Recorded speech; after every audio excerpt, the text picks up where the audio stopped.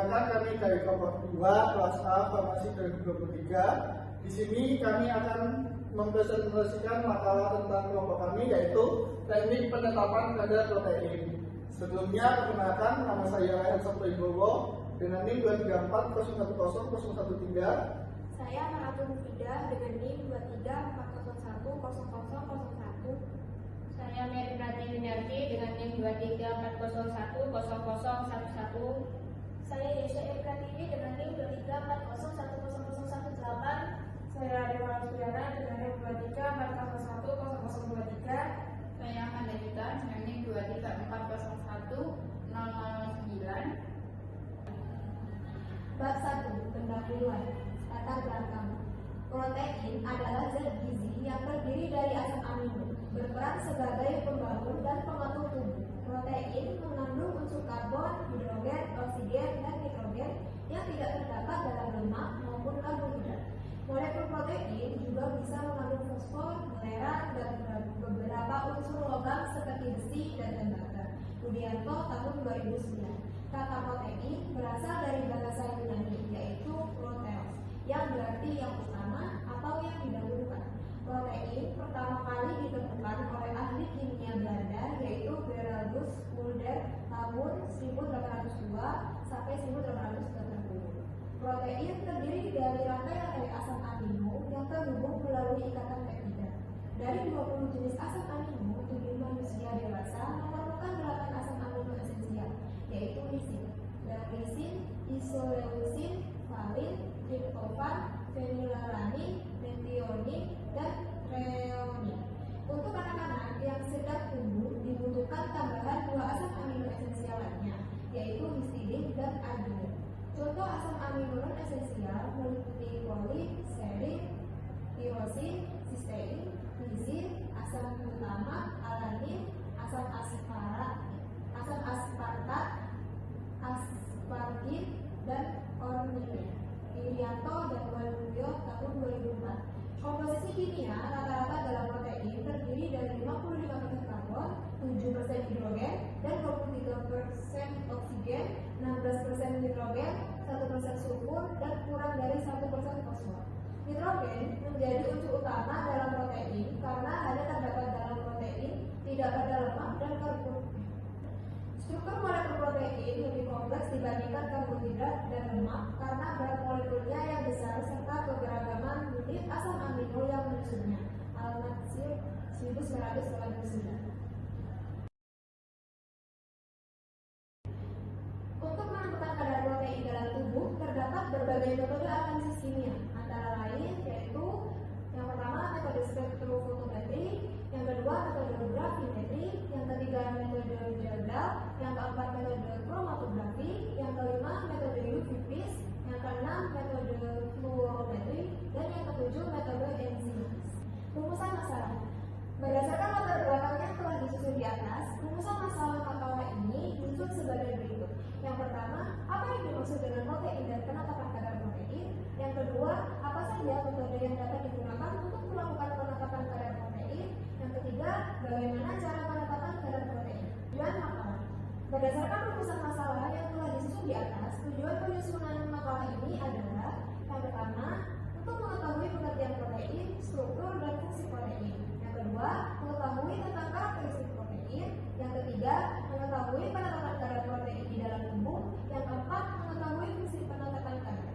Kedua, tinjauan pustaka.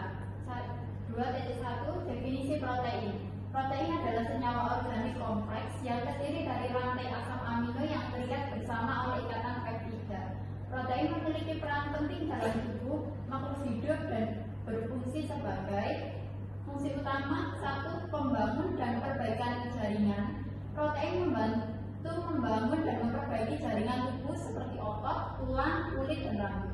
Kata 2. Katalis reaksi kimia. Enzim yang merupakan protein mempercepat reaksi kimia dalam tubuh.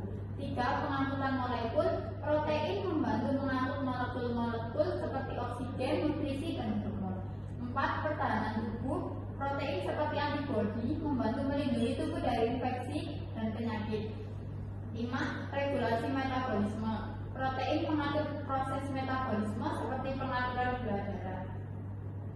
Fungsi spesifik: 1. Struktural. Protein membentuk struktur tubuh seperti kolagen pada kulit dan keratin pada rambut. 2. Hormonal. Protein seperti insulin dan hormon pertumbuhan mengatur berbagai proses fisiologis. 3. Enzimatis. Enzim protein mempercepat reaksi kimia. 4. Imunologis. Protein seperti antibodi melindungi tubuh dari infeksi. 5. Transportasi. Protein membantu mengangkut molekul-molekul. Karakteristik protein. Karakteristik utama protein terbentuk dari asam amino. Protein adalah polimer dari asam amino. Berbagai kombinasi dan urutan asam amino inilah yang menentukan jenis dan fungsi protein. Ikatan peptida. Asam amino dalam protein dihubungkan oleh ikatan peptida. Ikatan ini terbentuk antara gugus karboksil dari satu asam amino dengan gugus amino dari asam amino lainnya. Struktur kompleks. Protein memiliki struktur yang sangat kompleks dan berlapis. Ada 4 tingkat struktur protein, yaitu struktur primer, struktur sekunder, struktur tersier, struktur quaterner. Kadar protein. Protein merupakan salah satu zat makanan dengan struktur paling kompleks. Kandungan dalam protein meliputi 50% karbon, 70% hidrogen, 23% oksigen, 16% nitrogen, serta 0 sampai 3% belerang dan fosfor. Karena merupakan satu-satunya zat makanan yang mengandung nitrogen, protein sering disebut sebagai zat makanan bernitrogen. Protein dapat ditemukan dan protein sering disebut sebagai zat makanan bernitrogen. Protein dapat ditemukan dalam bahan makanan nabati maupun hewani. Namun, protein hewani memiliki nilai lebih tinggi bagi tubuh manusia karena memiliki komposisi yang serupa dengan protein manusia. Winarno 1990. Teknik penetapan kadar protein. Teknik kuantitatif. 1. Metode Jenggal. Mengukur kadar nitrogen dalam sampel, kemudian dikonversi menjadi kadar protein. Sumber AC 2000. 2. Metode Biuret. Mengukur absorpsi cahaya oleh kompleks biuret protein pada panjang gelombang 540 nm. Sumber Gornal et al. 1949. 3. Metode Lowry. Mengukur absorpsi cahaya oleh kompleks Lowry protein pada panjang gelombang 750 nm. Sumber Lowry et al. 1951. 4. Metode Bradford. Mengukur absorpsi cahaya oleh kompleks Bradford protein pada panjang gelombang 595 nm. Sumber Bradford 1976. Teknik kualitatif. 1. Metode presipitasi menggunakan reagen seperti trikloroasetat TCA atau sulfosalisilat untuk mengendapkan protein. Sumber et al. 2017. 2. Metode elektroforesis menggunakan gel elektroforesis untuk memisahkan protein berdasarkan ukuran dan makan. Sumber Lamley 1970. Dan metode kromatografi menggunakan kromatografi cahaya atau gas untuk memisahkan dan mengidentifikasi protein. Sumber Gardner et al. 1973. Teknik lain. 1. Metode spektrofotometri. Mengukur absorpsi cahaya oleh protein pada panjang gelombang tertentu. Sumber Scopes 1987. 2. Metode fluorometri. Mengukur emisi cahaya oleh protein yang terikat dengan fluorofor.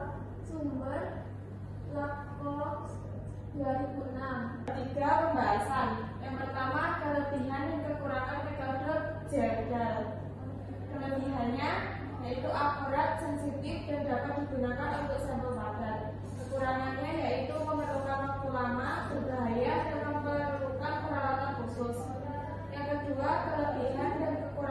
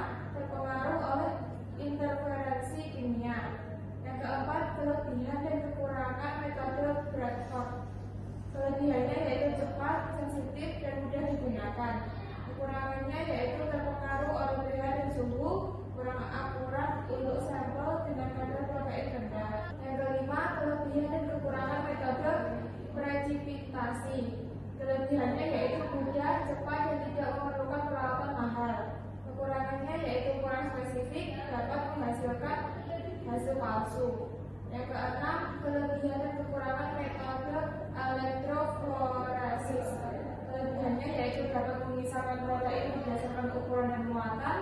Kekurangannya yaitu memerlukan perawatan khusus dan waktu lama. Yang ketujuh, kelebihan dan kekurangan metode kromatografi. Kelebihannya yaitu dapat memisahkan dan mengidentifikasi protein dengan akurat. Kekurangannya yaitu memerlukan perawatan mahal dan waktu lama. Yang nomor 8 yaitu kelebihan dan kekurangan metode spektrofotometri. Kelebihannya yaitu cepat, mudah, dan dapat digunakan untuk sampel cair. Kekurangannya terpengaruh oleh interferensi kimia. Yang terakhir yaitu kelebihan dan kekurangan metode fluorometri. Kelebihannya yaitu sensitif, dapat digunakan untuk sampel dengan kadar protein rendah. Kekurangannya yaitu memerlukan perawatan khusus, terpengaruh oleh interferensi kimia. Baik, selanjutnya yaitu kesimpulan dampak. Untuk kesimpulan dari kami itu yaitu kesimpulan teknik penetapan kadar protein bahwa metode ini merupakan langkah penting dalam analisis kimia untuk mengetahui jumlah protein dalam suatu sampel secara akurat. Berbagai teknik seperti metode Jargal, Biuret, Lowry ataupun spektrofotometri UV digunakan sesuai dengan karakteristik sampel, tingkat sensitivitas yang dibutuhkan, serta tujuan analisis. Lalu, untuk penetapan kadar protein sangat penting di berbagai bidang, seperti industri pangan untuk menilai-nilai gizi dan memastikan kualitas produk. Di bidang farmasi untuk mengevaluasi kandungan dan aktif, serta dalam penelitian biologi untuk memahami fungsi dan struktur molekul. Selain itu, teknik ini juga digunakan untuk mematuhi skenario atau mematuhi standar regulasi yang mengaturkan kandungan protein dalam produk tertentu. Dengan hasil yang akurat, penetapan kadar protein memberikan dasar yang kuat untuk pengendalian kualitas, pengembangan produk, dan juga penelitian ilmiah. Lalu, kami menyusun dari makalah ini dengan menggunakan pustaka sebagai berikut. Sekian presentasi dari kami. Wassalamualaikum warahmatullahi wabarakatuh.